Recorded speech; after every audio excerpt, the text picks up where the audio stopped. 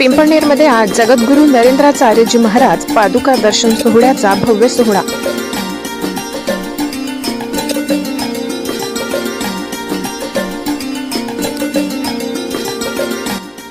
भाविकांची मोठी मांदियाळी।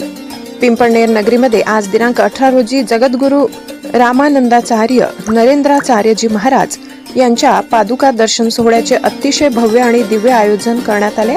या मंगलमयी सोहळ्यासाठी सामोडे रस्त्यावरील राजे छत्रपती इंग्लिश मीडियम स्कूल शेजारील विशाल प्रांगणात जय्यत तयारी करण्यात आली असून संपूर्ण परिसर भक्तीच्या रसात न्हाऊन निघालाय। आज सकाळी 9 वाजता खंडोजी महाराज कुस्ती मैदान येथून नरेंद्राचार्य महाराज यांच्या पादुकांची भव्य रथावरून शोभायात्रा करण्यात येणार आहे। ही मिरवणूक माडी गल्ली, महात्मा फुले चौक, गांधी चौक, विश्वनाथ चौक, भोई गल्ली, नाना चौक, मुख्य बाजारपेठ, खोल गल्ली आणि एसटी बस स्टॉप चौफुली मार्गे मुख्य व्यासपीठाकडे मार्गस्थ होईल। या शोभायात्रेनंतर मुख्य सोहळ्याच्या ठिकाणी सत्संग आणि प्रवचनाचा कार्यक्रम पार पडणार असून त्यानंतर भाविकांना पादुका दर्शनाचा लाभ घेता येईल।